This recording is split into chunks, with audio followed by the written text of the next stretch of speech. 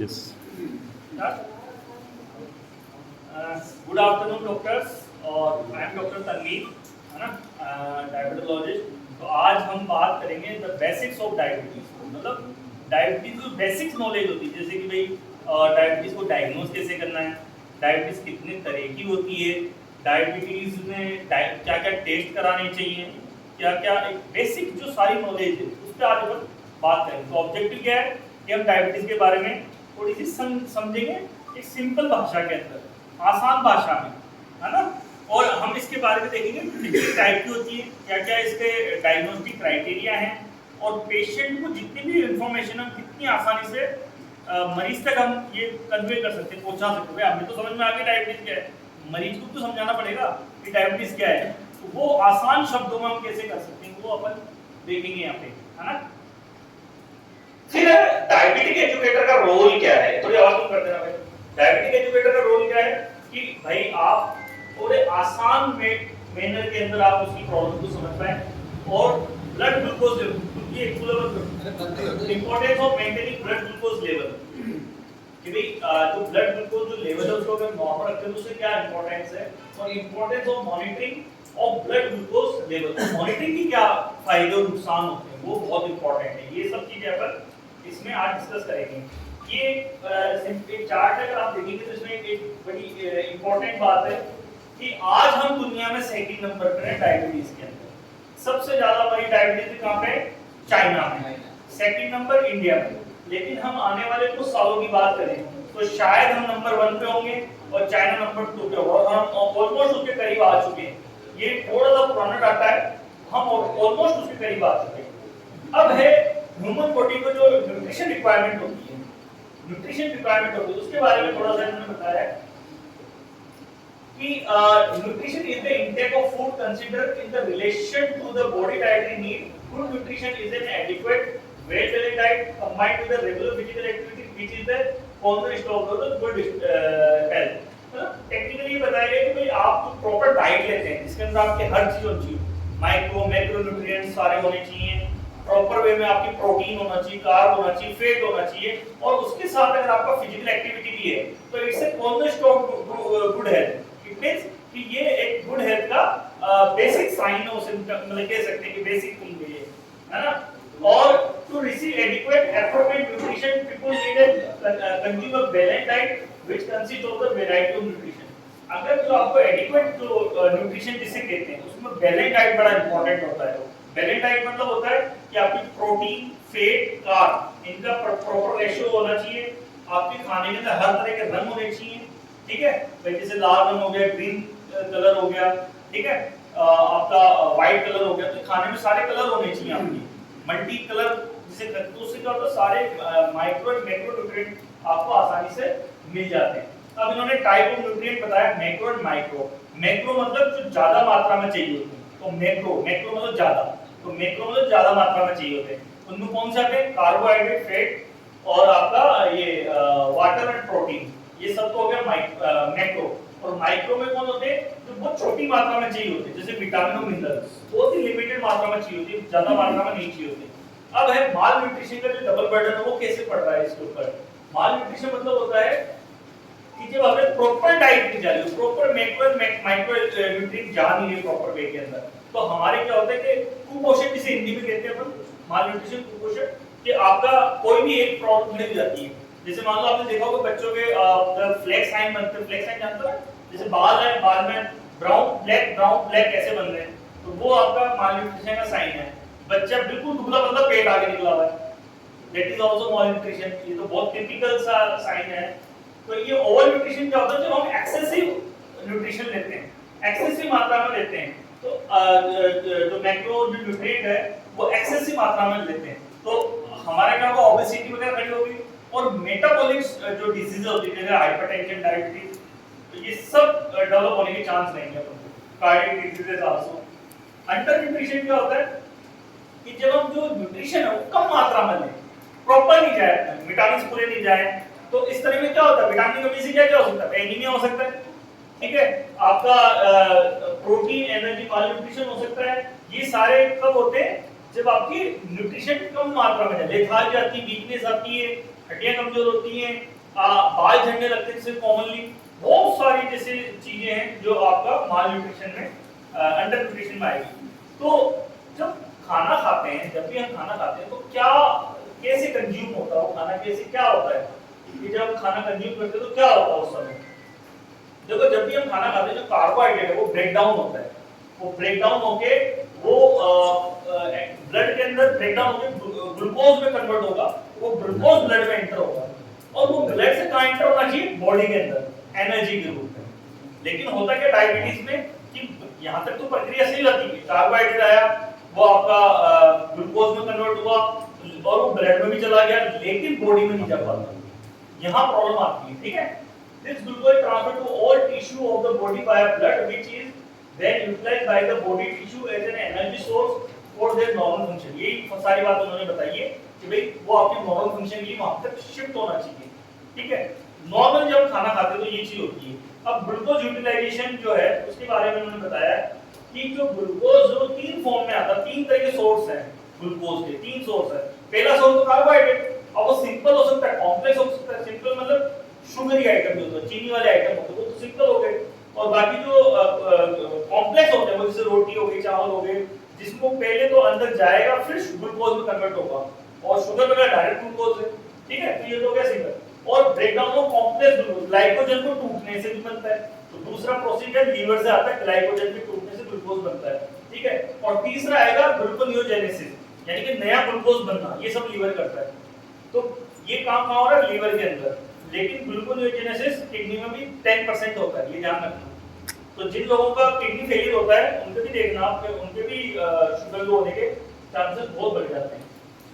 ठीक है, अभी फिजियोलॉजी ऑफ ग्लूकोज एब्जॉर्प्शन बताया उन्होंने बोला कि भाई सबसे पहले तो हमने खाना खाया, कार्ब वगैरह लिया, हमने carb, grain, fruit, milk, sweet, sugar सब लिया हमने, ये सारा क्या हुआ, ब्रेकडाउन हुआ कार्बोहाइड्रेट ग्लूकोज में, ग्लूकोज से ग्लूकोज एंटर कहां हुआ, ब्लड में, ब्लड में जैसे एंटर हुआ फिर क्या हुआ, यहाँ पे जो पैंक्रियाज है उसने इंसुलिन सिक्रेशन करना शुरू कर दिया।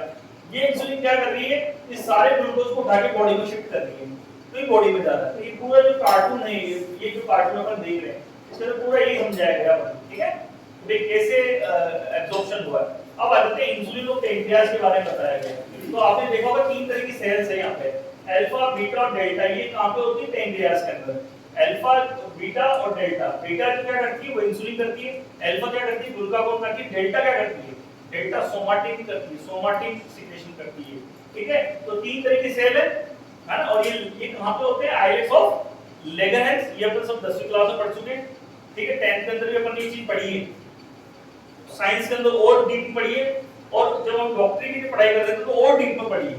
ठीक है, लेकिन मोटी मोटी बात ये है। फिर आ जाते हैं maintenance of blood glucose level. अभी मेंटेनेंस कैसे कर रहे हैं, ब्लड ग्लूकोज लेवल को मेंटेन कैसे कर रहे हैं, तो देखो सिंपल सा, लीवर को पकड़ो आप। अब लीवर में देखो दो चीजें, ग्लाइकोजन जो है, ग्लाइकोजन क्या होता है, शुगर का स्टोर्ड फॉर्म, एक तरीके से शुगर का गोदाम है ना। अब ये शुगर के गोदाम को बाहर निकलता है, यहाँ से क्या निकलेगा, ग्लूकोज निकलेगा, ये ग्लूकोज बॉडी में जाएगा। ठीक है, और यहाँ पे क्या होगा, ग्लूकोज जो है वो ग्लाइकोजन में भी कन्वर्ट होगा। अब कैसे होता है, देखो ग्लाइकोजन जो टूटता है इसके अंदर ग्लूकोज में, वो ग्लूकागोन की वजह से टूटता है। क्या होता है कि आपके गोदाम में है ना खूब सारा माल पड़ा है, उसको निकालने के लिए कोई ना कोई तो चाहिए ना, तो वो ग्लूकागोन करता है वो काम, ग्लाइकोजन को ग्लूकोज में कन्वर्ट करने का। अब वापस स्टोर भी तो करना है उनको, तो जो ग्लूकोज है वो स्टोर किसी में होता है, ग्लाइकोजन में, वो काम करता है इंसुलिन। ठीक है, तो दो तरह के हार्मोन हो गए, ग्लूकागोन और इंसुलिन, ये बहुत इंपॉर्टेंट है, दोनों हार्मोन अपनी जगह दोनों इंपॉर्टेंट है ना।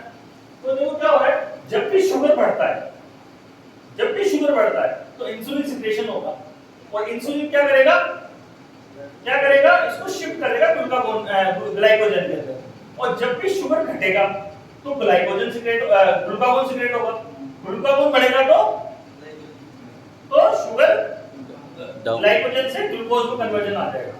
समझ गए, इंसुलिन बढ़ा शुगर लो, ग्लूकागोन बढ़ा तो शुगर आएगी। ठीक, सिंपल सा फंडा है, इस पूरी कहानी में ये समझाया गया है, इस कॉन्सेप्ट को समझ लो बस, है ना। ग्लूकागोन बढ़ा तो शुगर बढ़ेगा, ग्लाइकोजन से ग्लूकोज बनेगा, इंसुलिन बढ़ेगा तो शुगर घटेगा, ग्लूकोज से ग्लाइकोजन कन्वर्ट होगा लीवर के अंदर। ये हो गई कहानी। अब डायबिटीज क्या है? देखो डायबिटीज जो है, diabetes mellitus is syndrome of multiple aetiologies characterised by the chronic hyperglycemia which disturbance of carbohydrate fat and protein metabolism resulting from the defect in insulin secretion and insulin action or both। इसमें बोला है कि भाई ये metabolic symptom है जिसके अंदर क्या होता है, हाइपरग्लाइसीमिया आता है result of carbohydrate fat and protein की डिस्टरबेंस की वजह से, तो इन तीनों के जो एब्जॉर्प्शन की डिस्टरबेंस की वजह से आता है। और इसमें क्या था, दो तरह के डिफेक्ट होते हैं, या तो इंसुलिन बनता ही नहीं है या खराब बनता है, कमजोर बनता है, तो वर्क नहीं कर पाता। एक तो बना ही नहीं और एक बना नहीं कमजोर बना, वो मैं आगे समझाऊंगा कैसे होता है। ठीक है, अब आ जाते हैं कि दिस अफेक्ट क्यों होता है। या तो देखो क्या होता है कि या तो इंसुलिन प्रॉपर वे में बना नहीं, या फिर इंसुलिन खराब फॉर्म में बना, या फिर दोनों ही हो गया कि कुछ तो अच्छा बना कुछ खराब बना। ठीक है, तो ये दोनों कंडीशन।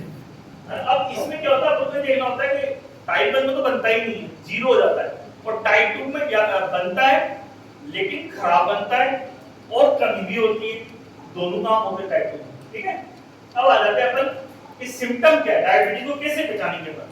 3P याद रखो, 3P, पोलीफाजिया, पॉलीडिप्सिया, पॉलीयूरिया। पोलीफाजिया मतलब पॉलीयूरिया, पॉलीयूरिया मींस ज्यादा यूरिन, पॉली मतलब ज्यादा, पॉलीडिप्सिया, डिप्सिया मतलब प्यास, तो पॉलीडिप्सिया मतलब ज्यादा प्यास। पॉलीफाजिया, फाजिया मतलब भूख हो गई, तो बार-बार भूख लगना, ज्यादा भूख लगना। पॉलीयूरिया, पॉलीडिप्सिया, पॉलीफाजिया, 3P सिंड्रोम है ना। अच्छा, वैसे इनको कंबाइन में एक शब्द में लिखना हो तो पेशेंट आके तीनों सिम्टम बोले, साहब मेरे को तो बार-बार प्यास भी लग रही है, भूख भी लग रही है और मेरे को पेशाब भी बार-बार आ रहा है। ठीक है, तो उसको एक लाइन में लिख सकते हैं, ऑस्मोटिक सिंड्रोम। ऑस्मोटिक सिंड्रोम, इनको तीनों को एक लाइन में भी लिख सकते हैं अपन, ऑस्मोटिक सिंड्रोम। ठीक है, अब आ जाते हैं टाइप ऑफ डायबिटीज। डायबिटीज सबको पता है, टाइप 1 और टाइप 2 सबको पता है, लेकिन इसके अलावा जीडीएम भी होती है।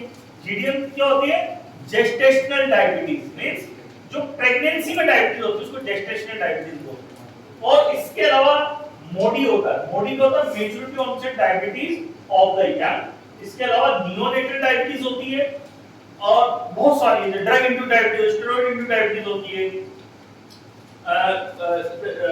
लाडा होता है, लाडा डायबिटीज होती है।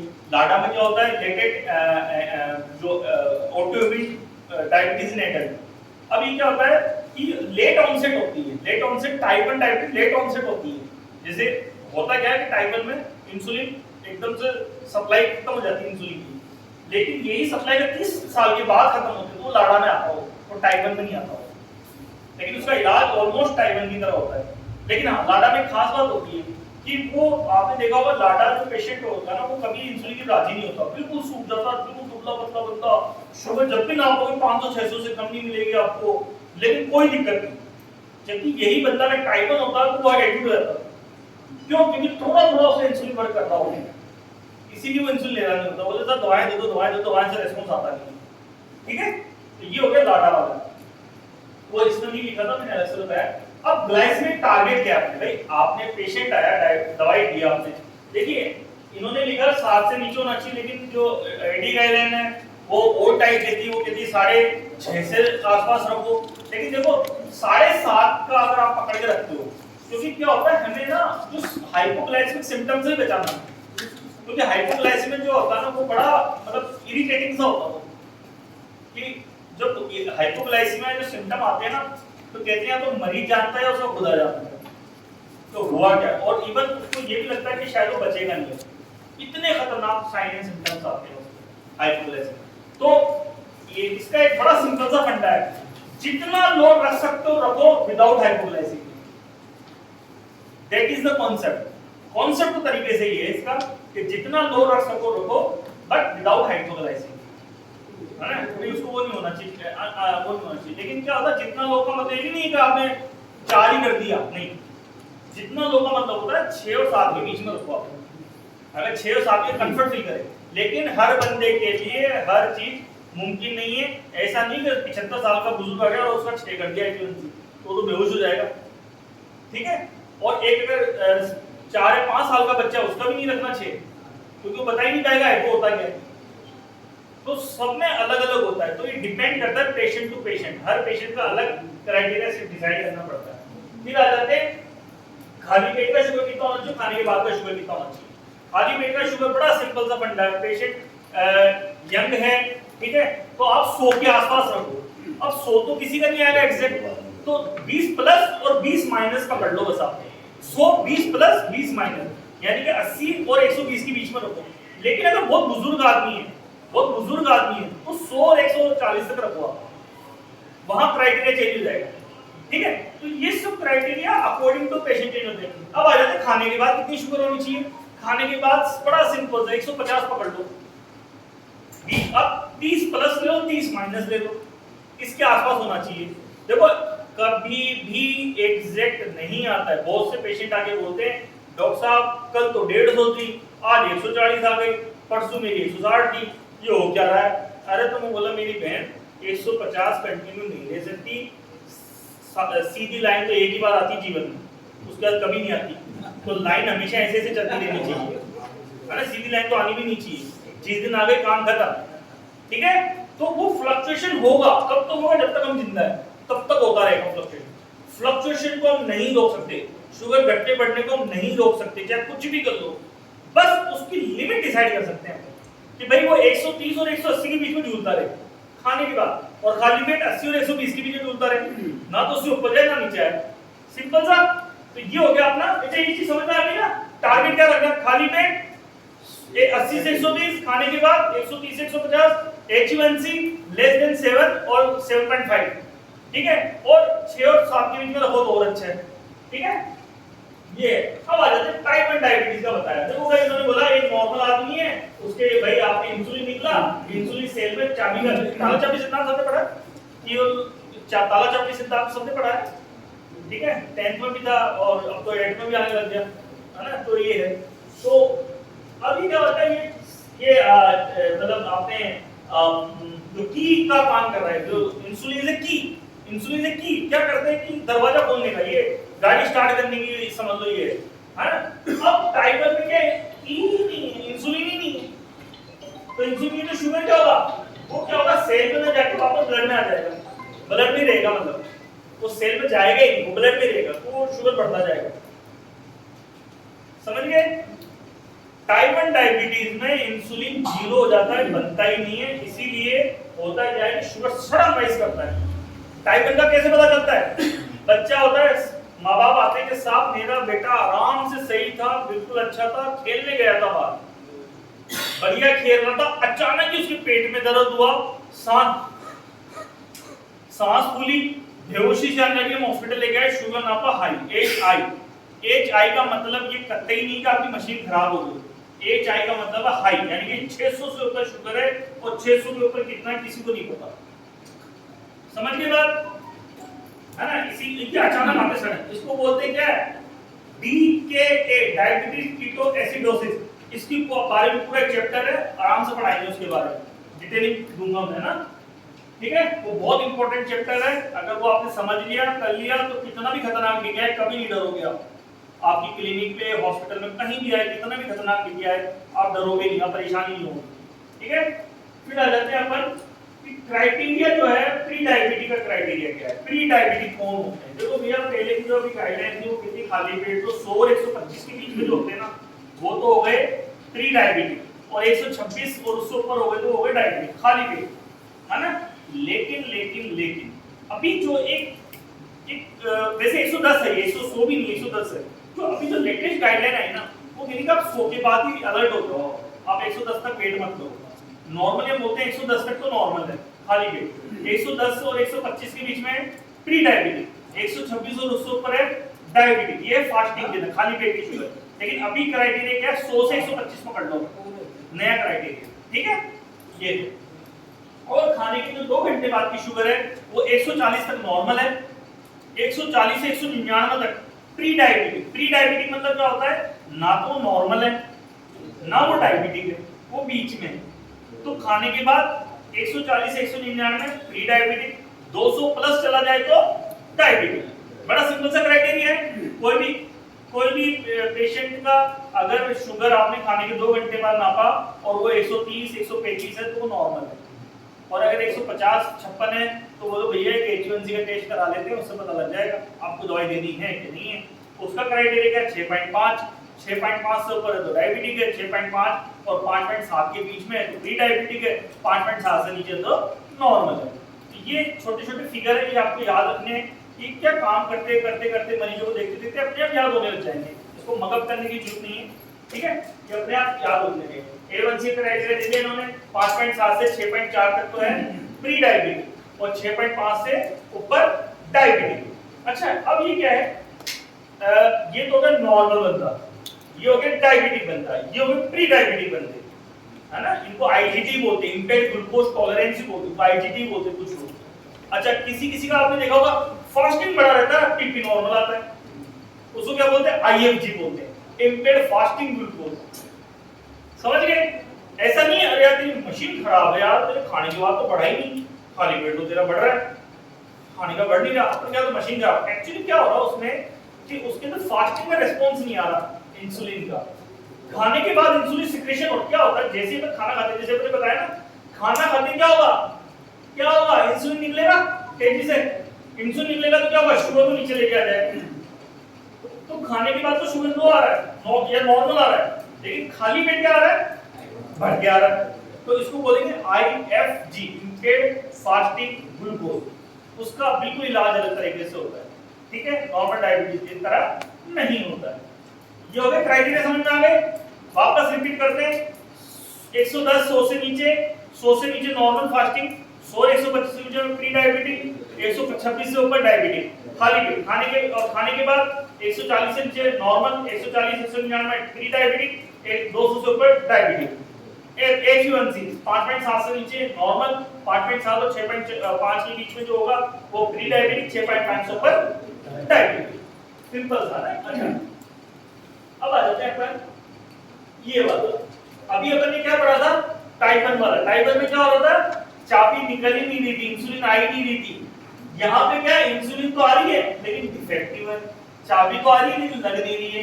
ये वैसा ही जैसे इरफान की बाइक की चाबी किसी और के पास हो, बस वो निकालनी है। क्यों इरफान भाई क्या नाम क्यों दे देते हैं चलो, तो वो चाबी किसी और को लगेगी नहीं, लगाते रहो पढ़ते रहो, लगेगी नहीं वो, है ना। सेम चीज वही है कि भाई वो चाबी लग ही नहीं रही, काम ही नहीं आ रही, ठीक है, और वो चाबी काम नहीं आ रही तो क्या होगा, ये ब्लड में ग्लूकोज बढ़ता ही जा रहा है, बढ़ता ही जा रहा है, ठीक है। That is called type 2 diabetes के इंसुलिन बढ़ रहा है लेकिन डिफेक्टिव है, सही नहीं बन रहा है। अब आ जाता है रिस्क फैक्टर कौन कौन से। देखो रिस्क फैक्टर जो होते हैं, रिस्क फैक्टर मतलब होता है कौन कौन से कारक ऐसे हैं जिनकी वजह से डायबिटीज हो सकती है। टाइप 2 डायबिटीज की बात करते हैं, ठीक है। अब देखो दो तरह की बात करी उन्होंने, एक दो क्या तीन तरह की बात करी उन्होंने। नॉन मॉडिफाइबल, नॉन मॉडिफाइबल मतलब जिनको हम चेंज नहीं कर सकते। क्या हम हमारे माँ बाप को चेंज कर सकते हैं? नहीं कर सकते। क्या हम हमारी जो कंट्री जहाँ पैदा हुए उसको चेंज कर सकते हैं? भाई एथनिसिटी तो आई नहीं ना, हम चाहे दुनिया किसी कोने में रहें, इनके लाइन में तो इंडिया नहीं, तो हम उसको चेंज नहीं कर सकते, ठीक है। अगर हमारी उम्र 40 से ऊपर है तो क्या वापस 33 हो सकते हैं? पॉसिबल ही नहीं। तो नॉन मॉडिफाइबल है कि 40 साल से ऊपर हो गया, फर्स्ट डिग्री रिलेटिव्स हो गए, मतलब मेरे भाई बहन हो गए या माँ बाप हो गए, ये अगर डायबिटीज है तो ये हाई चांस ऑफ हो जाता है। एथनिसिटी का आप किस कहां से आप बिलोंग करते हैं, एथनिसिटी में आते हैं, ठीक है। मतलब जैसे एशियन हो, अफ्रीकन हो, अमेरिकन हो, यूरोपियन हो, तो ये एथनिसिटी में आ गया ना। वैसे जो ब्लैक लोग होते हैं या अपने जो साउथ एशियन जो लोग हैं, these all are prone to the type 2 diabetes, बहुत prone होते हैं लोग, है ना। और जिनके ऑलरेडी आईजीटी हो चुका हो, मतलब प्री डायबिटीज जिनकी हिस्ट्री हो, वो होते हैं। जिनको आईएफजी की डिग्री मतलब वो हिस्ट्री हो, आईजीटी और आईएफजी मैंने समझा दिया कि इंपेयर्ड फास्टिंग ग्लूकोज, और जिनको पहले जेस्टेशन डायबिटीज हो चुकी हो उनको भी बहुत चांस होते हैं। और हाँ, जिन लेडीज के बच्चे 4-4.5 किलो से ऊपर पैदा हुए हों उनको भी डायबिटीज होने के चांस पूरे पूरे। हेवी बेबी जिनके पैदा होते हैं 4.5 किलो से, जो ज्यादा बच्चे पैदा होते हैं जिनका बच्चा 4.5 किलो होता है, उससे ऊपर वाले भी बिल्कुल हाई चांसेस होते हैं टाइप 2 डायबिटीज होने के। आने वाले 5 साल के अंदर डिलीवरी के 5 साल के अंदर भी टाइप 2 डायबिटीज होने के चांस बहुत ज्यादा होते हैं। मतलब मदर को या बेबी को? मदर बच्चे को मदर, है ना। अच्छा फिर आता है मॉडिफाइबल फैक्टर। मॉडिफाइबल मतलब जिसको हम चेंज कर सकते हैं, जिस वेट में उल्टा सुल्टा खा रहा हूँ क्या चेंज कर सकता हूँ? सुधर सकते हैं भैया, ठीक है। एब्डोमिनल ओबेसिटी, किसका पेट आगे आ रहा है, कम कर सकते हैं, बिल्कुल कर सकते हैं, एक्सरसाइज से कर सकते हैं, ठीक है। किसी का वजन ज्यादा है तो कम कर सकते हैं, बिल्कुल कर सकते हैं। हलीम बिरयानी और कोरमा वगैरह सब बंद करो, दौड़ने जाओ, है ना, बढ़िया बढ़िया खाना जो ये बंद करो, दौड़ने जाओ। और फिजिकल एक्टिविटी कि भाई हम हिले डुले नहीं, बिल्कुल ही हाथ पांव नहीं हिलाए, तो वो चेंज हो सकता है, फिजिकल एक्टिविटी कर सकते हैं, तो ये सब मॉडिफायर है। अब आ जाते हैं क्लिनिकल फैक्टर, कौन कौन से क्लिनिकल रिस्क फैक्टर है? जिनको पीसीओएस हो, लड़कियां जो होती है ना, जिनको पीसीओडी होता है, पीसीओडी वाली जितनी भी फीमेल है उनको बहुत ज्यादा चांस होते हैं। इवन आप देखना पीसीओडी के अंदर पेशेंट को मेटफॉर्मिन खिलाई जाती है, जबकि उनको डायबिटीज नहीं होती है। क्यों खिलाई जाती है? दो कारण से, इंसुलिन सेंसिटिविटी को एनहांस करने के लिए, है ना। तो ये बेसिकली, और बेसिकली इसका थोड़ा सा रोल, दो रोल हो रहा है उसके। वेट भी घटाती है, लेकिन वेट न्यूट्रल होती है बेसिकली इसे वेट न्यूट्रल मतलब ना तो घटाती है ना ही बढ़ाती है, रोक देती है, ठीक है। लेकिन फिर भी बहुत सी कई स्टडीज ऐसी भी है कि वहां जगह थोड़ा सा वेट भी लूज होता है। सबसे इंपॉर्टेंट ओवुलेशन इंडक्शन करता है, अंडे बनाने की प्रक्रिया को इनहांस करता है मेटफॉर्मिन, ठीक है। तो ये कारण है इसके। फिर आ जाते हैं एकांथोसिस निग्रिकेंस। क्या होता है? ये जो गर्दन पे काले काले जो धब्बे दिख रहे हैं आपको, ये गर्दन काली है, दैट इज कॉल्ड एकांथोसिस निग्रिकेंस। क्या होता है? अपनी गर्दन काली है, काली गर्दन पे क्या करेंगे? रगड़ेंगे खूब, बढ़िया वाली साबुन लाएंगे। इवन कई लोग तो वो जो मूंजना जानते हो, मूंजना जिससे वो बर्तन मारते हैं उससे भी रगड़ लेते हैं। और वो पत्थर आता था पहले, वो एड़ी रगड़ने वाला, उससे भी रगड़ लेते हैं। बोले डॉक्टर साहब सफेद ही नहीं हो रही है, तो मेल जा ही नहीं रहा। बोले बेटा मेल नहीं है, ये स्किन फोल्डिंग है, मोटा हो गया। स्किन फोल्डिंग मतलब स्किन की स्किन हो जाती है तो वहां पर ब्लैकनेस आती है, दैट इज कॉल्ड एकांथोसिस निग्रिकेंस। जिन लोगों को ये होता है उनको type 2 diabetes, even hypertension, even cardiac disease और ओएस ऑप्टेटिक स्लीप एपनिया के चांस बहुत ज्यादा होते हैं, ठीक है। फिर हाइपरटेंशन, जिनको हाइपरटेंशन होगा उनको डायबिटीज होता है। एंड डिसलिपिडेमिया, जिनको डिसलिपिडेमिया हो गया उनको भी टाइप 2 डायबिटीज होने के चांसेस बहुत ज्यादा, ठीक है। अब आ जाते हैं यहाँ पर role of insulin resistant and beta cell dysfunction के टाइप डायबिटीज।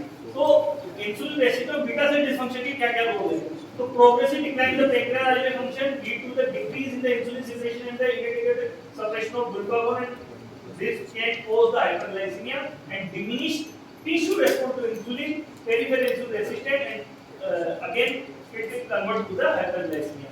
कहने का मतलब है अगर जैसे जो आइलेट सेल है, तो पैंक्रियास के आइलेट सेल है, वो धीरे-धीरे डिक्लाइन होगी।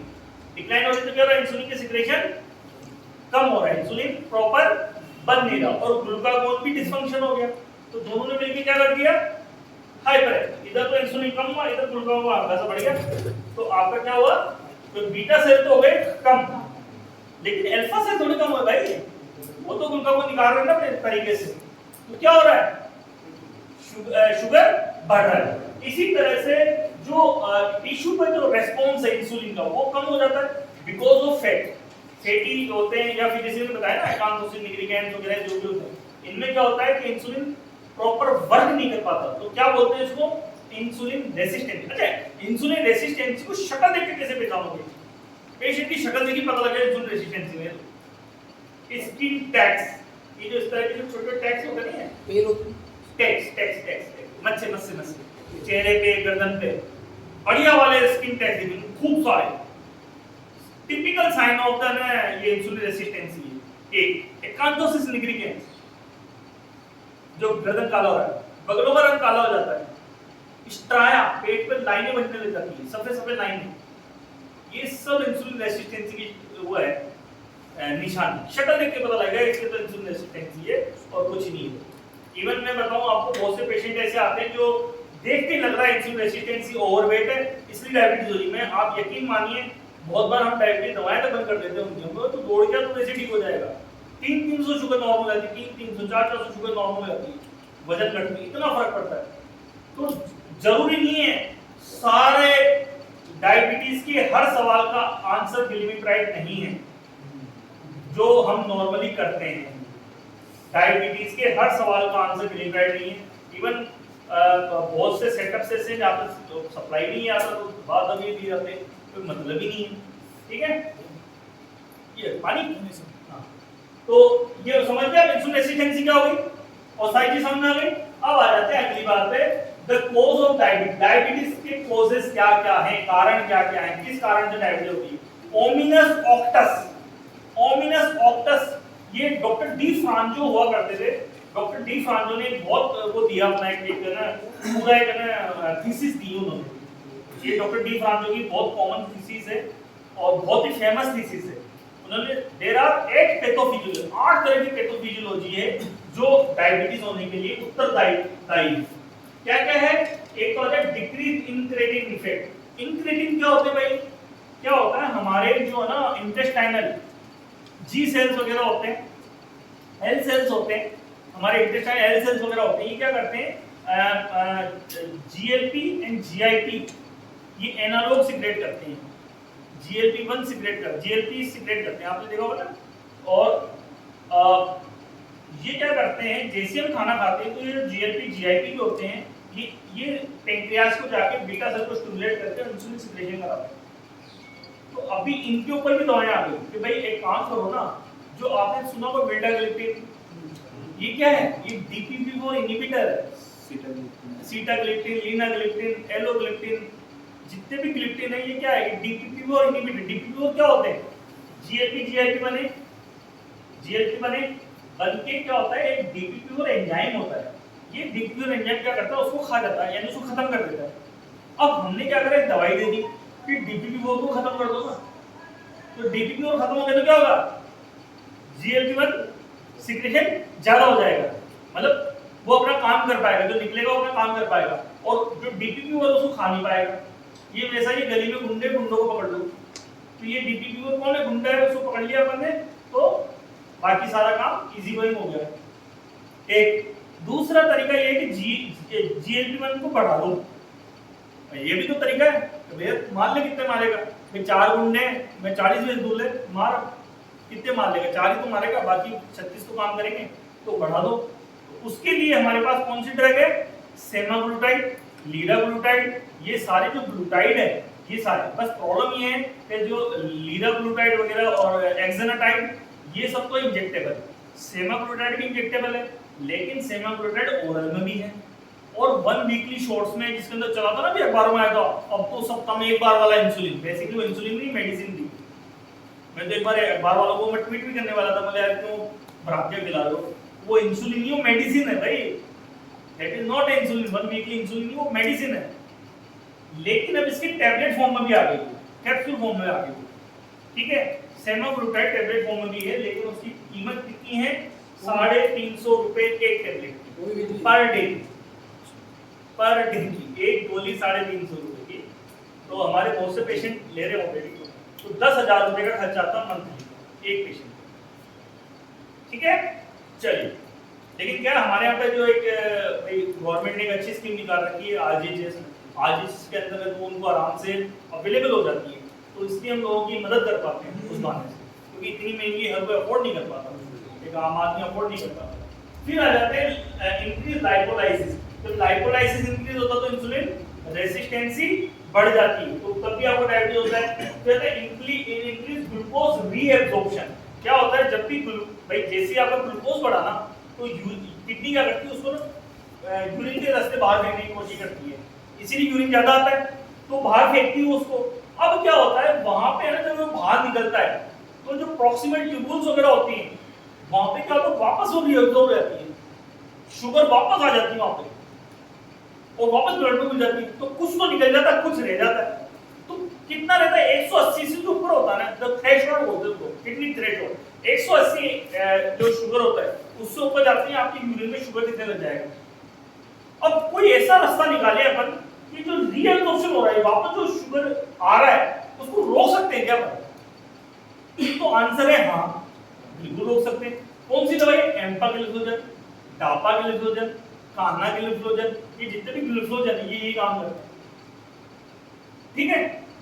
इनका काम क्या है कि जो रीअब्सॉर्प्शन हो रहा है उसको रोक देते हैं, वहीं पे रोक देते हैं। तो होता क्या, जो एक्स्ट्रा शुगर है वो यूरिन से बाहर निकल जाता है। तो आपने देखा होगा पेशेंट भी बोलते साहब मेरे शुगर तो ब्लड में तो आपकी दवाई ली, मजा आ गया, शुगर बिल्कुल खत्म हो गया, लेकिन मेरे तो पेशाब में शुगर जा रहा है, पेशाब वाला शुगर ठीक करो। तो उसको समझाना होता भैया वो दवाई की वजह से हो रहा है। कई बार ऑपरेशन भी रुक जाता है, अगर किसी को नॉलेज में तो ऑपरेशन हो जाता है, तो ब्लड यूरिन में शुगर आ रहा है, फिर हमें समझाना पड़ता है नहीं भाई हम दवाई दे रहे हैं ऑलरेडी, ग्लूकोज दे रहे हैं, उससे आ रहा है। और ये इतनी अच्छी दवाइयां हैं क्योंकि तो वेट रिडक्शन करती है, एक्स्ट्रा आपका ग्लूकोज निकाल दिया, कैलोरी आपकी निकाल दी एक्स्ट्रा, तो आपका क्या होगा, वेट घटेगा, शानदार वाला वेट घटता है, और हार्ट डिजीज को 25 to 35% तक डिक्रीज करती है, इतना प्रोटेक्ट करती है हार्ट को। और इवन अब तो नई जो स्टडीज आ रही है वो तो कह रही है कि डापा सीकेडी जैसे एक स्टडी आई थी, वो तो ये भी कहती है कि भाई आपके जो माइल्ड टू मॉडरेट जो किडनी फेलियर है उसमें तो इसको वहां पे प्रोटीन ऊर्जा को प्रोटेक्ट करेगा, वहां बचाएगा किडनी को, किडनी प्रोटेक्शन में भी इसका बहुत बड़ा रोल है। और अब तो जब से ये इसका पेटेंट लूज हुआ तो बहुत सस्ती सस्ती आने लगी दवाएं, डापा तो बहुत अवेलेबल है हर जगह। फिर आते हैं डिक्रीज ग्लूकोज अपटेक, तो ग्लूकोज अपटेक ही कम हो रहा हो किसमें, मसल्स के अंदर, तब भी वो एक कारण बनेगा शुगर बढ़ने का। न्यूरोट्रांसमीटर डिसफंक्शन, अब तो इसका कुछ ज्यादा रोल नहीं है, पहले ब्रोमोक्रिप्टिन वगैरह कुछ ड्रग ऐसे थे दिए जाते थे लेकिन अब नहीं देते बिल्कुल भी। फिर आ जाते हैं अपन इंक्रीज हेपेटिक ग्लूकोज प्रोडक्शन, जो मैंने बताया ना ग्लूकोनियोजेनेसिस और ग्लाइकोजन ग्लूकोज में कन्वर्ट हो रहा है, तो दो प्रोडक्शन ऐसे जिससे एक्स्ट्रा ग्लूकोज लिवर जनरेट करके दे रहा है। और increase glucagon secretion, beta cell कम होंगे तो ग्लूकागोन बढ़ेगा, अल्फा सेल बढ़ेंगे, और डिक्रीज इंसुलिन सिक्रेशन, और इंसुलिन सिक्रेशन कम होगा तब भी होगा। तो ये सारे 8 पैथोफिजियोलॉजी, 8 तरह की पैथोफिजियोलॉजी है, ओमिनस ऑक्टस बोलते हैं। अब सिम्टम क्या क्या है हम ऑलरेडी बता चुके हैं कि बहुत ज्यादा प्यास लगना, बहुत ज्यादा भूख लगना, बहुत ज्यादा यूरिन आना, ये है। इसके अलावा बार बार फंगल इन्फेक्शन होना, फीमेल में यूटीआई बहुत कॉमन है, कोई फोड़ा फुंसी हो गया नहीं भर रहा वो भी एक कॉमन है, कोई बैक्टीरियल इन्फेक्शन हो गया वो बढ़ गया नहीं वो भी बहुत कॉमन है, ठीक है।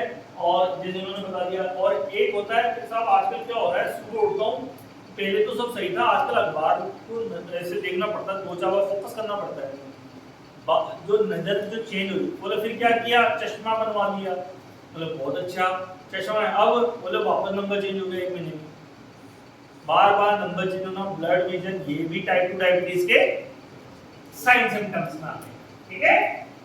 और टिंगलिंग एंड नमनेस तो है, कमजोरी, थकान, वो ही सारा ड्राई माउथ, एक्सेसिव दर्द वगैरह बताई दिया अपने।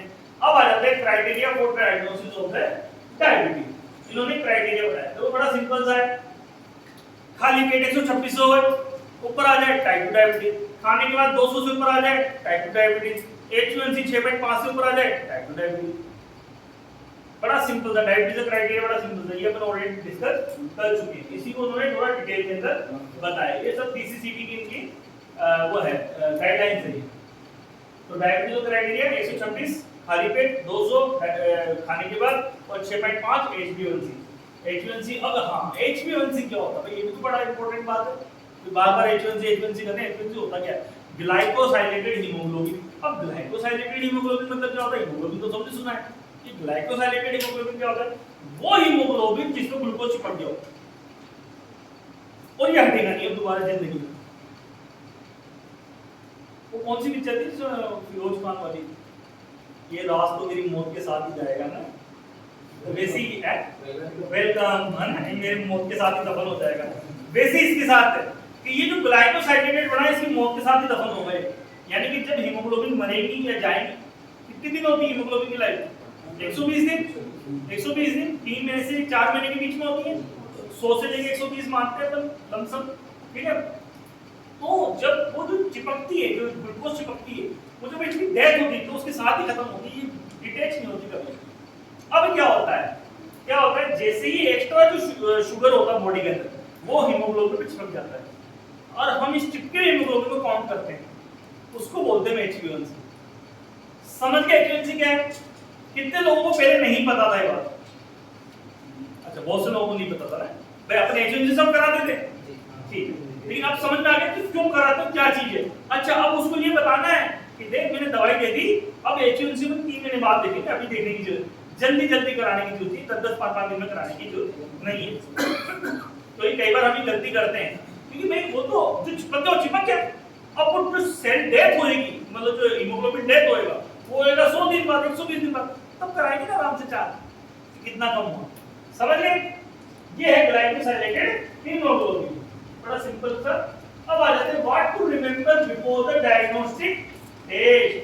क्या क्या ध्यान रखना है भाई। देखो जब एचबीएनसी कराते हैं तो खाली पेट होने की जरूरत नहीं है, क्योंकि इससे कोई फर्क नहीं पड़ता कि आपने खाना खाया नहीं खाया। ठीक है, आपको स्मोकिंग, टोबैको और एक्सरसाइज अवॉइड करनी है अगर हो सके तो। जिस दिन आप टेस्ट करा रहे हैं वो थोड़ा सा अल्टर कर सकता है आपकी रिपोर्ट को। ठीक है, फिर कंटिन्यू रेगुलर मेडिकेशन। हाँ, ये नहीं कि सर मैं दवाई बंद करके देख रहा था, कई बार मेरे पास पेशेंट आए बोले तेरा तो शुगर सही चल रहा था, ये अचानक कैसे बढ़ गया। तो सर 3 दिन दवाई बंद करके देख रहा हूँ, सही हुआ नहीं हुआ। मैं बोला भाई ये कैसा है, मैं तेरे को सही कर नहीं कर रहा हूँ यहाँ पे। ये होता है ना, बहुत कॉमन है, बहुत कॉमन है। तो हम उनको समझाते देखो भाई साहब, हम आपका शुगर ठीक नहीं कर रहे, हम आपका शुगर कंट्रोल कर रहे हैं, ठीक नहीं कर रहे, कंट्रोल कर रहे हैं। हम आपकी भूख नहीं मिटा रहे, भूख को सिर्फ थोड़े समय के लिए शांत कर रहे हैं। शाम को फिर खाना खाना है, सुबह तो खा लिया बहुत अच्छी बात है, दोपहर को खाना है तो दोपहर को फिर भूख लगेगी और रात को फिर खाना है। ऐसा तो है नहीं कि आज खाना खा लिया गई 10-15 साल की, ऐसा नहीं है ना। ऐसे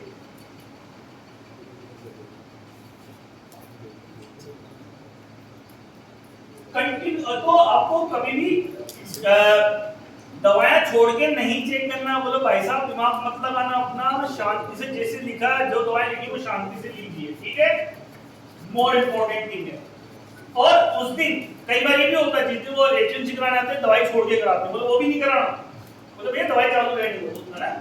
Inform doctor if suffering from any blood cell related disease like anemia, thalassemia similar to random blood sugar testing, no overnight or 8 hour fasting is required। कोई भी एनीमिया, थैलेसीमिया मतलब ऐसी कोई बीमारी जिसमें एनीमिया हो, जिसमें खून की कमी हो, ऐसी कोई बीमारी हो तो डॉक्टर को बता दो। पता है क्या होता है, शुगर नापा 450, एचबीएनसी करा 6.5, कंप्लीट मिसमैच। होना कितना चाहिए, 10 से ज्यादा होना चाहिए, आ रहा कितना है 6.5। एक्चुअली उसका हीमोग्लोबिन 7 ग्राम पड़ा, तो हीमोग्लोबिन है ही नहीं तो नापेगा किसको बेचारा हो। तो ये चीजें भी आपको ध्यान देनी है कि भाई अगर एनीमिया है तो उसका एचबीएनसी वैसे कम आएगा, तो वहां पे अपन भी क्या ट्रीटमेंट गड़बड़ होता है, समझ गए। तो ये चीजें जो आपको ध्यान देनी है। अब आ जाते हैं अपन खाली पेट और खाने के बाद की शुगर को कैसे करेंगे। खाली पेट की शुगर में 8 घंटे की फास्टिंग होना जरूरी है, ओवरनाइट फास्टिंग 8 घंटे की फास्टिंग, उससे क्या एक्चुअल आपको पता लगता है। इसके अलावा कोई भी शुगर नापते हैं वो रैंडम में आएगा, और खाने के 2 घंटे बाद की शुगर होगी वो पीपी हो गई, पोस्ट प्रेंडियल, खाने के सही 2 घंटे बाद। अब इसमें बड़ा अच्छा सवाल है कि डॉक्टर साहब खाना शुरू करने के 2 घंटे बाद या खाना खत्म होने के 2 घंटे बाद, ये एक बड़ा सवाल है कि नहीं। कितने लोगों के दिमाग में आया था क्वेश्चन, ईमानदारी से बताना चाहिए, 2-3 लोगों का। चलो बहुत बढ़िया। तो खाना शुरू होने का जो पहला निवाला लेते वहां से 2 घंटे, क्यों ऐसा क्यों भाई? ऐसा इसलिए, देखो भैया मैं तो खाता हूँ 5 मिनट में, बढ़िया सी 2 रोटी ली, फटाफट खट खट खट 5 मिनट में खाना खत्म। अगला बंदा खाता 20 मिनट में शांति से, तो वो मिसमैच होता है क्राइटेरिया। इसीलिए खाने का पहला जो निवाला होता है वो वहीं से उसके सिग्नल जाना शुरू हो जाते हैं, पहले निवाले से सिग्नल जाना शुरू हो जाते हैं ब्रेन को, और इसको इंसुलिन, ये अपने बीटा सेल्स को, इनको सबको सिग्नल जाना शुरू हो जाएंगे। तो फर्स्ट जो निवाला लेता है, पहला जो निवाला लेते हैं वहां से अपन लेते हैं। ठीक है, और अगेन कोई टोबैको, स्मोकिंग नहीं, एक्सरसाइज से क्या होता है, शुगर थोड़ा सा घटता है। और किससे घटता है शुगर? एक्सरसाइज से शुगर घटता है। और किससे घटता है? जब हम ड्रिंक कर लेते हैं एक्सेसिव, तो कभी कभी उससे भी, क्योंकि that is called empty calorie. Empty calorie क्या होता है इसको मैं पूरी डिस्कस करूंगा।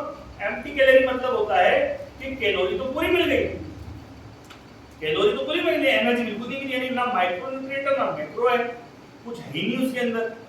बियर हो गया, वोडका, विस्की, ये सब क्या है, एम्प्टी कैलोरी में आते हैं, स्पेशली बियर ये एम्प्टी कैलोरी में आती है। एनर्जी कैलोरी तो आ गई पूरी और एनर्जी कुछ भी नहीं आई। ठीक है, तो that is called empty calorie. इसीलिए जो ज्यादा सेवन करते हैं वो मोटे होने लग जाते हैं, स्पीड पकड़ लेते हैं, है ना। अब आ जाते हैं अपन टाइप 1 और टाइप 2 में क्या क्या डिफरेंस है। देखो भाई एज, पहले तो अपन करेंगे एज पकड़ेंगे, उम्र। टाइप 1 में छोटे बच्चे होते हैं, एडोलेसेंट ग्रुप होता है। एडोलेसेंस कौन से होते हैं? एडोलेसेंस कौन से होते हैं? 11 से 19, है ना, वो एडोलेसेंस हो गए। अच्छा, लेकिन क्या होता है कभी वेरी रेयर चांसेस, अभी जैसे 2-4 केस अभी मेरे पास भी आए थे जो 25-26 साल 27 साल के थे, लेकिन दे आर टाइप 1 डायबिटीज। मैंने लाडा नहीं बोला क्योंकि लाडा 30 के बाद शुरू होगा, लाडा शुरू होगा 30 के बाद, लेकिन वो 30 से कम थे। तो उम्र पूछना बहुत इंपॉर्टेंट है भाई, तो अच्छे से उम्र बता कितनी है, क्योंकि डायग्नोज ही चेंज होता है। 29 का डायग्नोज टाइप 1 और 30 का डायग्नोज लाडा, हो गया गड़बड़ काम। एक कितना थोड़ा सा अंतर हुआ ना ये। और टाइप 2 में ज्यादातर बड़े लोग होते हैं जो 40 प्लस होते हैं, लेकिन अब तो 30 प्लस में खूब दिखता है। इवन मतलब अगर है ना जो रेस्पोंडर्स होते हैं, ट्रीटमेंट रेस्पोंडर होते हैं 26-27 साल के मिल जाते हैं, लेकिन जो 25 साल वाले होते हैं मोड़ी होते हैं, दे आर टिपिकली मोड़ी। उनमें 3 पीढ़ियां इन्वॉल्व होती है, या तो दादा पापा और बच्चा, या नाना नानी मम्मी और बच्चा बच्ची, तो 3 पीढ़ियां आनी चाहिए, ठीक है। ये हो गया मोड़ी का। अब आ जाते हैं diabetes in first degree related. First degree related type 2 में बहुत कॉमन है भाई, माँ बाप को डायबिटीज थी हमें हो गई, लेकिन टाइप 1 में किसी को डायबिटीज नहीं होती परिवार में। टाइप 1 में परिवार में किसी को डायबिटीज नहीं होती, ये बड़ी अजीब सी बात है। होता क्या है एक्चुअली, क्या है ऑटोइम्यून डिजीज, ठीक है। ऑटोइम्यून क्या होता है, अगर मैं आम भाषा में समझाऊं तो अपने ही अपने दुश्मन हो जाए, जब आप ही की सेल आपकी सेल को खा जाए, दैट इज ऑटोइम्यून। एक्चुअली क्या होता है, दैट इज ऐसे एक हाइपोथेसिस है कि देयर इज एलर्जी रिएक्शन, एक एलर्जी रिएक्शन होती है जो बीटा सेल को सडनली खत्म करती है, suddenly within few hour खत्म ही कर देती है बीटा सेल। और टाइप, इसीलिए सडन ऑनसेट होता है, अचानक होता है, ठीक है। इसमें परिवार में कोई डायबिटीज, बहुत से पेशेंट आते हैं हमारे पास कि डॉक्टर साहब मेरे तो खानदान में किसी को डायबिटीज थी, मेरे बच्चों कैसे हो गए? मतलब आपके खानदान में इसलिए इस बच्चे को हो गया, होता तो शायद नहीं होता, वो टाइप 2 में आता बाद में होता। फिर आते हैं severe osmotic symptoms. Osmotic symptom क्या है? ऑस्मोटिक सिम्टम क्या है? Osmotic symptom 3 T's, yes, osmotic symptom है 3 T's, ठीक है। तो सीवियर ऑस्मोटिक सिम्टम और कीटोसिस एक डायग्नोसिस। कीटोसिस मतलब क्या होता है, जैसे ही आपकी बॉडी में क्या होता है, ग्लूकोज तो शुगर मतलब ब्लड में तो शुगर बढ़ गया, बॉडी में शुगर है नहीं, तो बॉडी क्या कर रही है, भूखी हो रही है। ब्रेन क्या हो रहा है, भूखा हो रहा है। ब्रेन को खाना चाहिए, ब्रेन कुछ भी करे, ब्रेन का एक ही काम, वो अपने आप को जिंदा रखता है बस, साम दाम दंड भेद कुछ भी करेगा अपने आप को जिंदा रखेगा, ठीक है। अब उसको ग्लूकोज मिल नहीं रहा तो ब्रेन पगला जाता, पागल हो जाता है। अब ब्रेन पागल होता तो क्या होता है, वो बोलता लीवर को भैया मुझे तो खाना दे, कहीं से भी दे जाए। लीवर मतलब मैं कहां से दूं, सारा खाना तो ब्लड में पड़ा, मेरे पास आई नहीं रहा, मैं कहां से दूं तुझे, मतलब मुझे नहीं पता। फिर क्या प्रक्रिया शुरू होती है, फिर वो जो मांस है, जो हमारा मसल्स है, वहां से फिर वो कीटोन बनना शुरू होता है। वो कीटोन फिर ब्रेन के पास सप्लाई होता है, और ब्रेन दो ही चीज जिंदा रहता है, या तो ग्लूकोज है कीटोन, फिर कीटोन खाता है। अब वो जो कीटोन एक्स्ट्रा है वो यूरिन में भी आएगा। अब जब कीटोन बनना शुरू होता है तो आपका ऑस्मोबिलिटी ये शुरू होता है, डीके में चला जाता है पेशेंट, ठीक है। सीवियर डिहाइड्रेशन में भी चला जाता है। समझ गए बात? कोई कंफ्यूजन नहीं? ठीक है। तो सडन ऑनसेट होता है, तो कीटोसिस किसमें, टाइप 1 में होंगे, टाइप 2 में नहीं होंगे, क्योंकि थोड़ा थोड़ा इंसुलिन बनता रहता है, तो काम चलता रहता है, ब्रेन का काम चलता रहता है, तो कीटोन बनाता ही ब्रेन। टाइप 1 में तो खत्म हो गया इंसुलिन, वो मजबूरी है उसको बनाना। अब आ जाते हैं marker of insulin resistance. Insulin resistance के मार्कर टाइप 2 में होते हैं एकांथोसिस निग्रिकेंस, स्किन टैग, स्ट्राया, ये सब टाइप 2 में होते हैं, लेकिन टाइप 1 में नहीं होते हैं। टाइप 1 वाले बिल्कुल दुबले पतले सुपड़े से बच्चे होते हैं ज्यादा, ठीक है।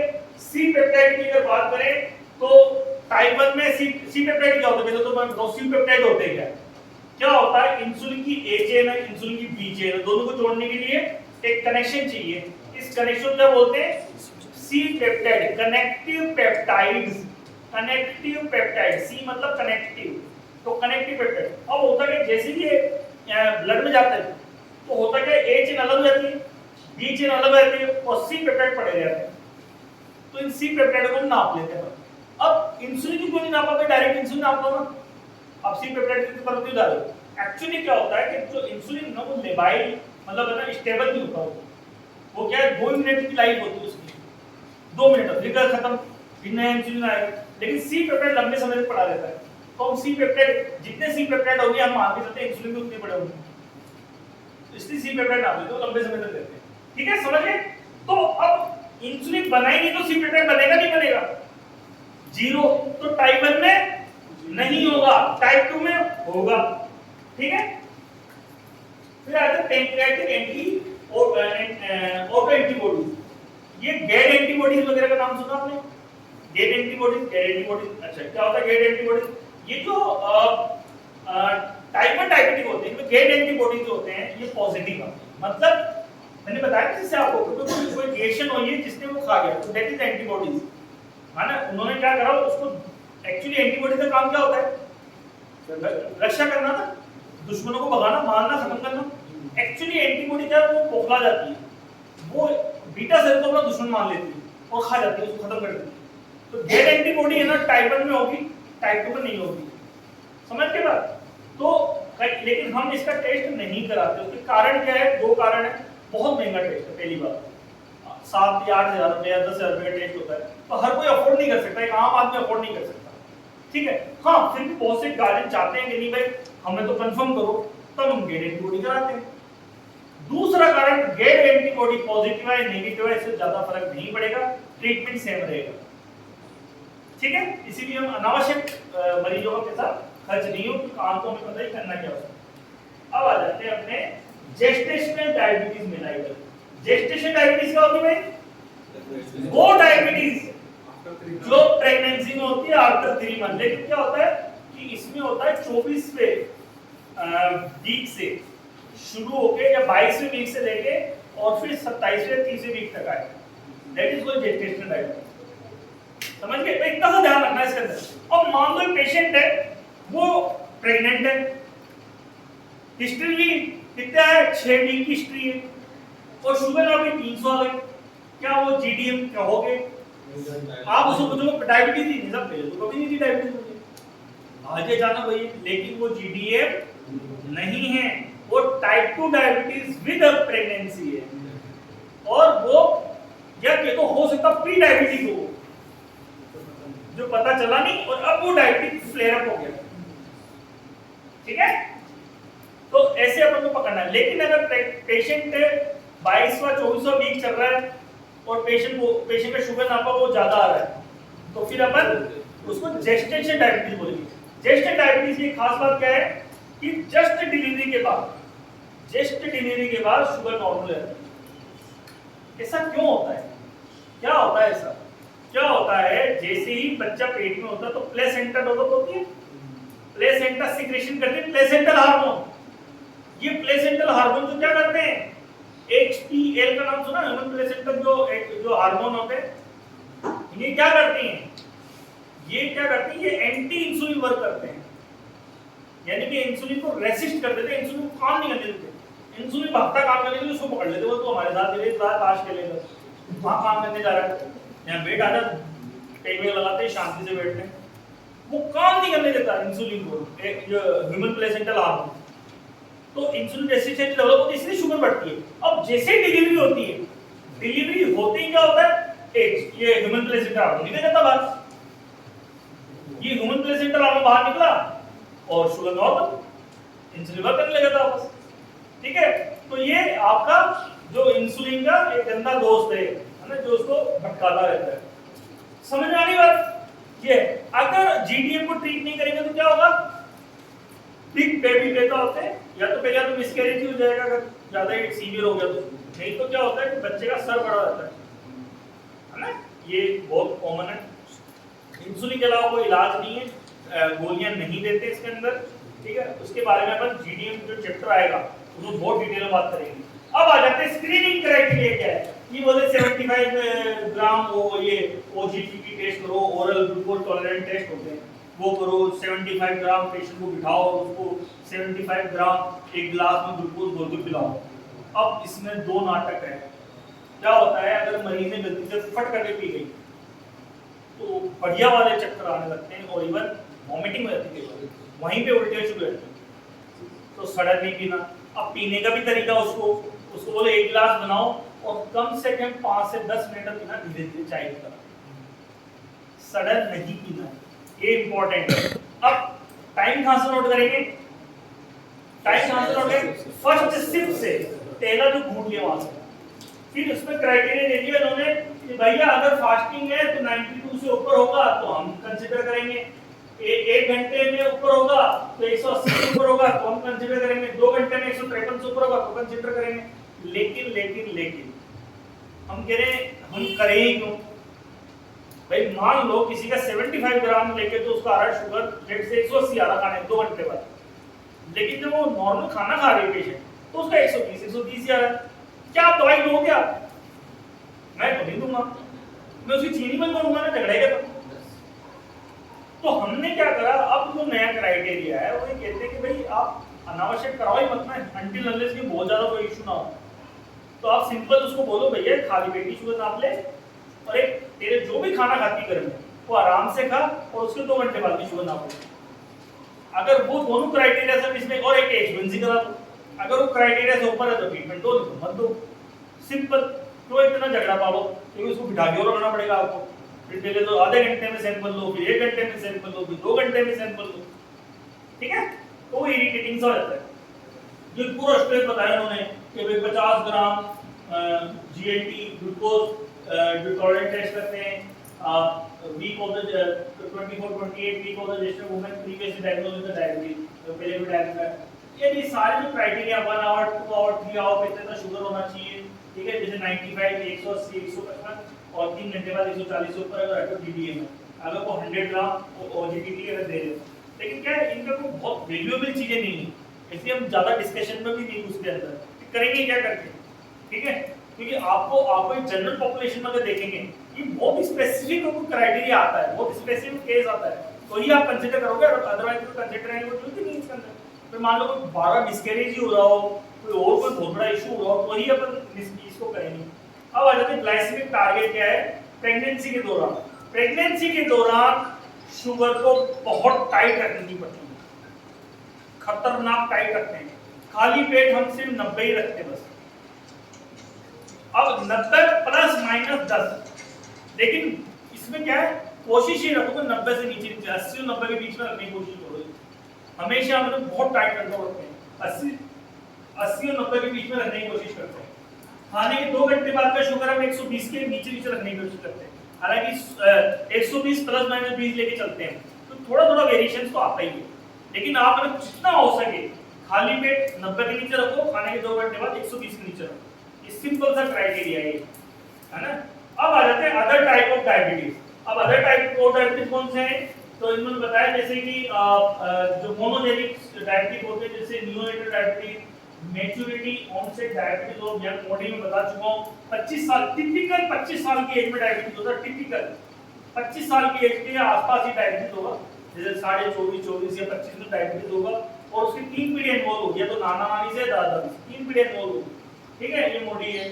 फिर नियोनेटल डायबिटीज में पैदा होते हैं डायबिटिक है, ये एक अजीब सा है, लेकिन इसमें ये क्या है कि ये जेनेटिक्स में आती है थोड़ा सा ना, इसमें जीन टेस्टिंग वगैरह कई चीजें होती है, जेनेटिक मार्किंग वगैरह कई चीजें होती है।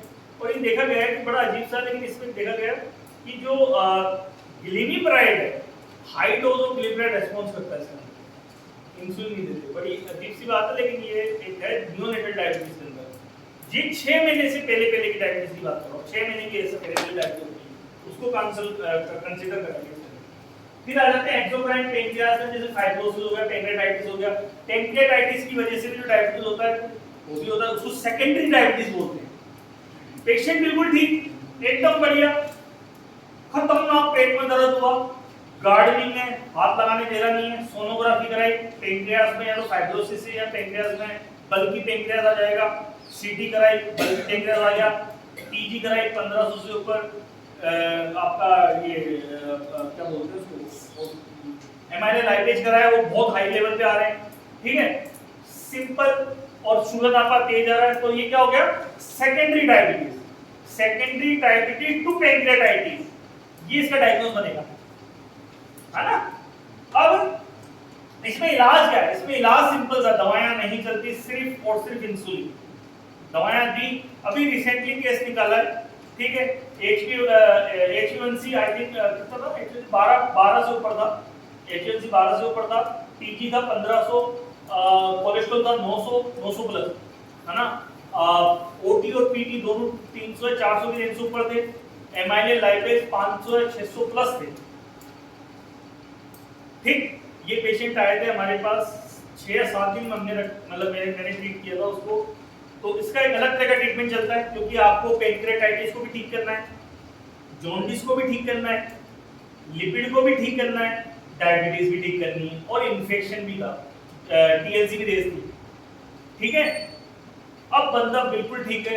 अभी परसों की रिपोर्ट बता रहा हूं मैं आपको, 173 तो था उसका TG 1500, ठीक।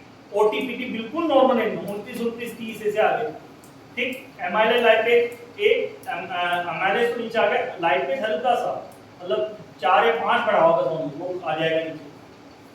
इतना शानदार रिजल्ट विद इन 7 डेज।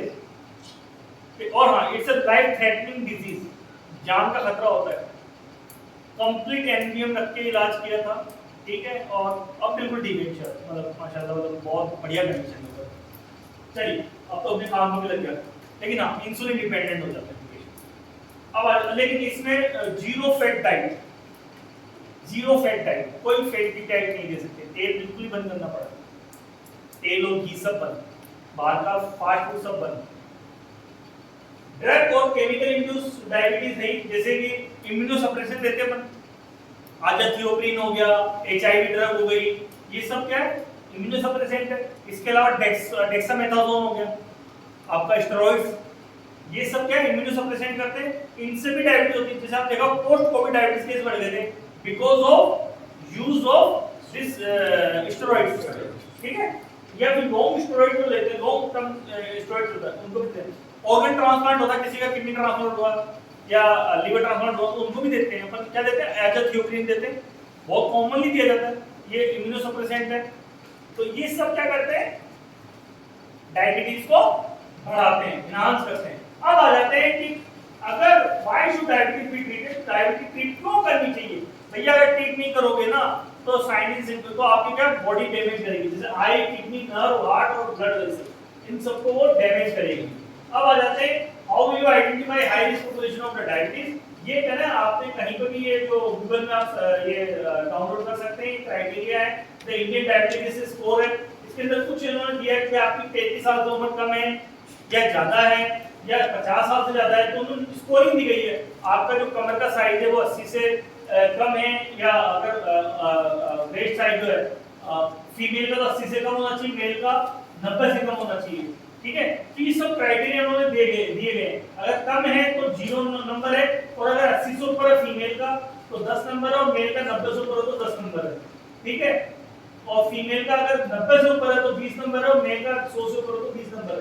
तो इस तरह से आपको ना स्कोरिंग दिया गया है। फिर स्कोरिंग को देखकर मैं हाई रिस्क निकालते हैं इसका, या आपको गूगल पे हर जगह कहीं भी इजीली अवेलेबल है, ठीक है। तो इससे अपन पता लगेगा भाई आप क्या रिस्क पे हैं कि नहीं। इसमें क्राइटेरिया भर दो, आप अपने आप स्कोर आ जाएगा। स्कोर का वो क्राइटेरिया देख लो कि आप उस स्कोर में आ रहे नहीं आ रहे, ठीक है। अब आ जाते हैं criteria for testing for diabetes और प्री डायबिटीज इन एसिम्प्टोमेटिक एडल्ट। एसिम्प्टोमेटिक एडल्ट मतलब होता है, मान पेशेंट आया, बोले साहब पापा जी को दिखाने आया, अपने पापा जी को दिखाने आया, ठीक है।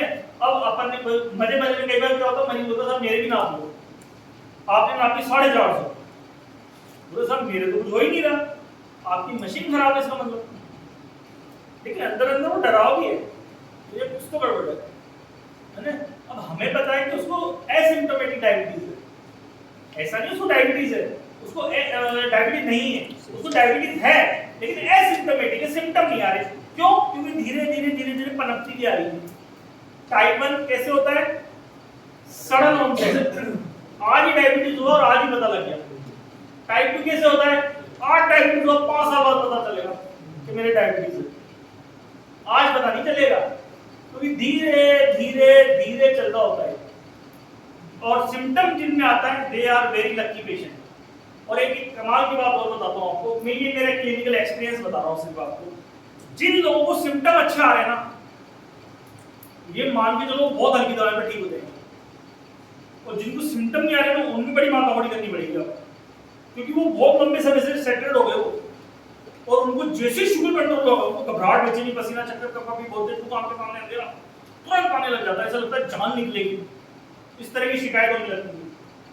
ठीक है, अब किन किन लोगों को डायबिटीज का चेक कराना चाहिए? जिनका वजन ज्यादा हो, बीएमआई 25 से ऊपर हो, उनको कराना चाहिए। जिनके घर में किसी को डायबिटीज हो, जिनको हाई रिस्क रेस, जैसे अफ्रीकन हो गए, अपने इंडियन हो गए, लैटाइनो हो गए, एशियन अमेरिकन हो गए, पैसिफिक आइसलैंडर हो गए, ये सब कौन है?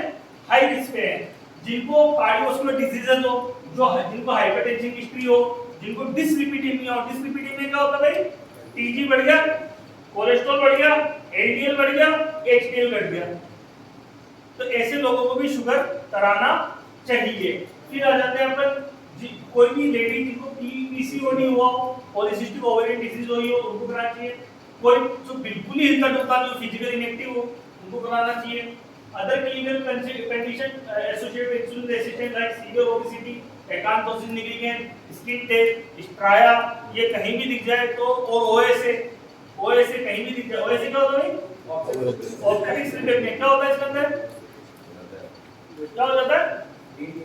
नींद नहीं आती। क्यों? नींद तो बहुत बढ़िया आती है भाई, घबराहट खतरनाक आते हैं, नींद कंप्लीट नहीं होती। क्या होता है, देखो हमारे क्या होता है, हम इंडियंस में कि किसी को खर्राटे आ रहे तो हम क्या बोलते हैं कि बेचारा चैन की नींद सो रहा है।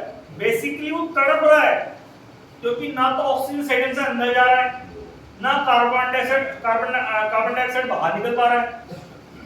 तो वो जैसे ही वो सोता है, तो बिकॉज ऑफ फैट के टॉन्सिल बिल्कुल पास आते हैं, तो घर्र आवाज और घर्र, तो ये खर्राटे आते हैं ऐसे। ठीक है, तो जब होता क्या है, तो धीरे धीरे कार्बन डाइऑक्साइड की मात्रा बॉडी में बढ़ने लग जाएगी। ये सिग्नल जैसे ही ब्रेन को जाएगा, ब्रेन उसको जगा देगा। फिर आपने देखा होगा जितने भी जो होते हैं ना, तो खर्राटे, तो झटके से उठते हो, फिर 2 मिनट उठ के बैठते हैं, फिर वापस होते हैं। और ये मान के चलो, ऐसे लोगों के एक्सीडेंट की चांस सबसे ज्यादा होती है, क्योंकि जैसे ही वो मान लो गाड़ी लेके झुंझुनू सीकर निकल गए, वो रोड खाली मिल गई तो सो जाएंगे वो तो।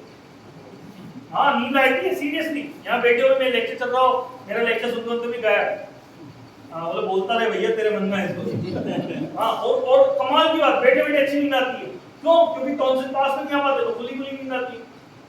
इसका इलाज क्या है? ओएसए। अच्छा, ओएसए के अंदर क्या होता है? हार्ट अटैक आने के चांस सबसे ज्यादा होते हैं, यूं जाता मरीज, यूं। ठीक है, ये ध्यान रखना ओएसए का। अच्छा, पेशेंट विद प्री डायबिटिक, जिसको किसी को प्री डायबिटिक हुआ हो, उसको वुमेन हुआ डायग्नोज विद जीडीएम, कोई भी लेडी जिसको पहले जीडीएम हुआ हो लास्ट 3 या 5 साल के अंदर, तो नॉर्मली 5 साल तक नॉर्मल रहते हैं, लेकिन अगर वजन नहीं कंट्रोल किया तो कभी-कभी 2, 4, 5 महीने में, साल के अंदर नहीं डायबिटीज होता है। For all other patient testing should begin at the age of 45। कोई भी 45 से ऊपर हो, उसको भी कराते रहना चाहिए टेस्ट। अगर सब नॉर्मल आ जाए, सब नॉर्मल है, तो 3 साल में एक बार शुरू कराते हैं। अच्छा, डायबिटीज क्योर हो सकती है क्या? बहुत हंगामा चल रहा है आपके फेसबुक, ट्विटर और क्या है वो यूट्यूब, इंस्टा, है ना, 10 दिन में डायबिटीज खत्म करेंगे तो पैसे वापस, है ना, और पैसे वापस नहीं आते, जो डायबिटीज खत्म नहीं होती। ठीक है, तो क्या डायबिटीज क्योर है? नहीं है भैया, फिलहाल नहीं।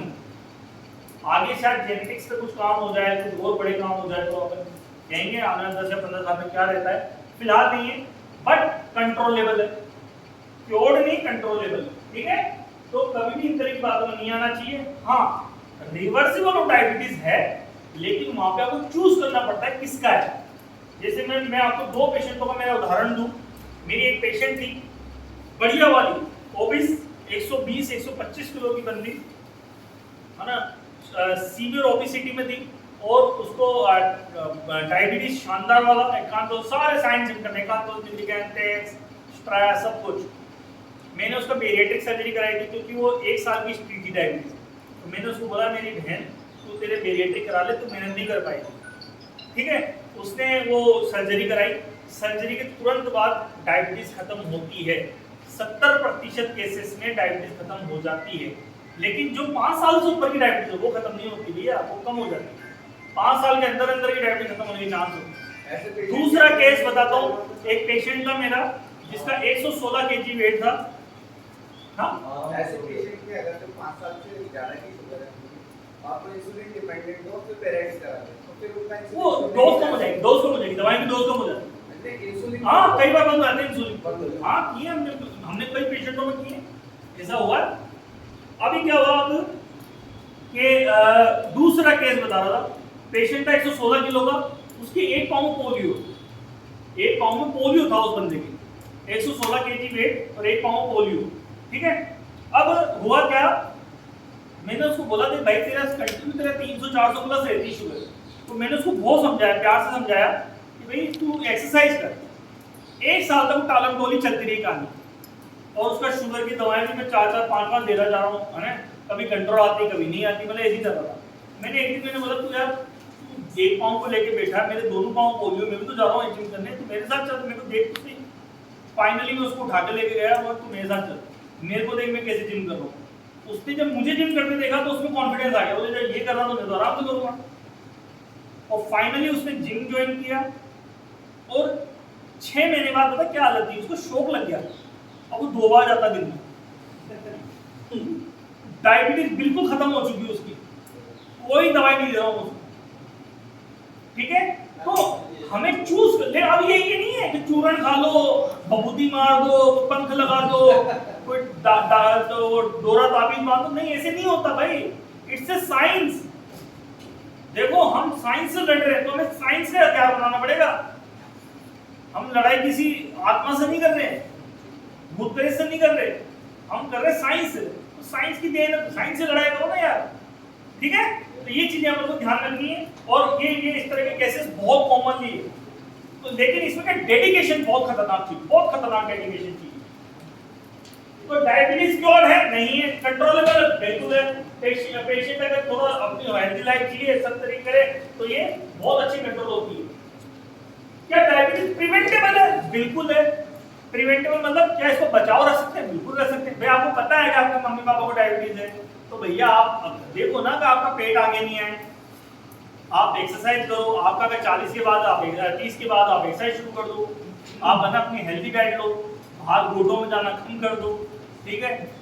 भाई कम तो कर ही सकते, बंद तो नहीं करोगे गोट में जाना, कौन बंद करेगा? इतना अच्छा खाना मिलेगा तो, क्यों भाई, कम तो कर ही सकते हैं ना भाई। घर में कम से कम, घर में तो तेल मत खाओ यार, कोशिश करो घर में तो तेल कम से कम रखो, जितना हो सके हेल्दी फूड लेने की कोशिश करो, खाने में हर तरह कलर है, तो ये सब और एक्सरसाइज को ही प्रिवेंट कर सकते हैं। हालांकि इसने बोला कि स्मोकिंग मत करो, दारू मत पियो, कोई पीता है तो छुप पी लेना, पीना। वैसे दारू का भी कॉन्सेप्ट है, 60 ml mail and 50 ml for female allowed है। इस्लाम की बात कर रहा हूं। हां नहीं, मैं साइंस की बात कर रहा हूं, मैं साइंस की बात कर रहा हूं। 60 ml for male and 50 ml for female allowed है, according to American Diabetic Association guideline allowed. क्यों अलाउड है? क्योंकि इतना अल्कोहल हमारा खाना वैसे ही रोज बनाता है।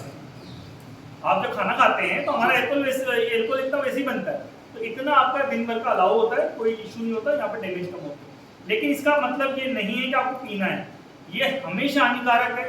जब भी आप दारू या सिगरेट वगैरह पीते हैं तो it's a harmful to your liver and lungs, और आपको डैमेज कभी भी हो सकता है, और जिस दिन डैमेज होगा उस दिन रुकेगा नहीं भी। कब तक? जब तक उसको छोड़ नहीं दोगे सारा। और स्मोकिंग तो सबसे खतरनाक है, क्योंकि ये डायरेक्ट डैमेज करती है, ये डायरेक्ट डैमेज करती है, खतरनाक डैमेज करती है। Even PAD, peripheral artery disease, और पेरिफेरल वस्कुलर डिजीज, ये सब स्मोकिंग में बहुत कॉमन होती है। जैसे आपने देखोगा पाँव बिल्कुल सूख जाते हैं, नसें कमजोर होती है, ये सब स्मोकिंग में बहुत कॉमन है। अब आ जाता है लेवल ऑफ प्रिवेंशन कौन कौन से होते हैं। देखो कहाँ प्रिवेंट कर सकते हो, या तो आप पहले से प्रिवेंट कर लो जब आप नॉर्मल चल रहे हो, आपको पता है मेरे को डायबिटीज होने के चांसेस है, वहीं से शुरुआत कर दो। एक होता है प्राइमरी प्रिवेंशन। प्राइमरी प्रिवेंशन मतलब क्या कि शुरुआत हो गई बीमारी की। एक होता है प्राइमोर्डियल, मतलब आप नॉर्मल और आपने शुरुआत कर दी, प्राइमोर्डियल। एक होता प्राइमरी। प्राइमरी मतलब अभी बीमारी नहीं हुई है, लेकिन बीमारी की साइन सिम्टम आना शुरू हो गए, बीमारी अभी हुई नहीं है, साइन सिम्टम आना शुरू हो गए तो वहां पे आपने चेक पे एक होता सेकेंडरी मतलब अब क्लिनिकली वो डायग्नोस हो बीमारी। हाँ भाई आपको 3 Ts हो गए मतलब ऑस्मोटिक सिम्टम्स आ गए, आपका शुगर बढ़ गया वगैरह, तो अब आ गया सेकेंडरी। टर्शियरी क्या होता है जब कॉम्प्लिकेशन शुरू हो जाता है, भैया गुर्दे में असर आ गया, आंखों में असर आ गया, लीवर ही खराब होने लग गया या स्ट्रोक ही आ गया, हार्ट अटैक आ गया, अब आप चेक लो तो कौन कौन सा होगा? प्राइमोर्डियल, ठीक है, प्राइमरी, सेकेंडरी और टर्शियरी। प्राइमोर्डियल हो गया, आप बिल्कुल ठीक हो, आपने अभी से शुरुआत कर दी। प्राइमरी आपको हल्के साइन सिम्टम देके आपने शुरुआत कर दी। सेकेंडरी अब आपको क्या है, सेकेंडरी में आ गया आपका क्लिनिकल, आ गया क्लिनिकल साइन सिम्टम आ गए, फ्लैंक जिसे कह सकेंगे ना, और फ्लेयर अप हो गए, और टर्शियरी में जब कॉम्प्लिकेशन शुरू हो गए, ठीक है। अब टेक होम में से जो जितनी बात करी उसको समराइज करें तो number of individual with diabetes in India is rising alarmingly, मतलब बहुत तेजी से बढ़ रहे हैं, और टाइप 2 जो डायबिटीज है सबसे ज्यादा कॉमन होता है, टाइप 1 कम होता है। टाइप 2 में जो इंसुलिन डेफिशिएंसी, इंसुलिन रेजिस्टेंस होती है, पोलियूरिया, पोलीफाजिया, पोलिडिप्सिया, ये सब इसके साइन एंड सिम्टम्स है, डिसीज में बढ़ चुके हैं। डायग्नोस्टिक में खाली पेट खाने के बाद ओजीटीटी और A1C ये सारे टेस्ट कराने हैं। मोटापा और बिल्कुल ही हाथों नहीं लाना और अनहेल्दी डाइट, है ना, चीनी मिठाई, घी, तेल, पराठा, पूरी, कचौरी, कोला, पेप्सी, पिज्जा, बर्गर, शादी का खाना, ब्याह का खाना, हलवाई का खाना, बीघा चीनी, भुजिया, अचार, पापड़, नमकीन, स्वाहा, ये सब किसमें आ गई? अनहेल्दी डाइट है। इसमें 2-3 चीजें जोड़ना भूल गया, खन्ना की बिरयानी, बब्बन की बिरयानी, किसका फेमस है? तो बिरयानी और वो कोरमा और ये सब है ना, तो वो थोड़ा सा diabetes can not be cured but can be manage, सही भी हो सकती है लेकिन मैनेज हो सकती है, और however it can prevent and delay with appropriate lifestyle intervention. फिर भी अगर अपन इसको तरीके से लेंगे तो हम इसको डिले कर सकते हैं, प्रिवेंट कर सकते हैं। Thank you very much.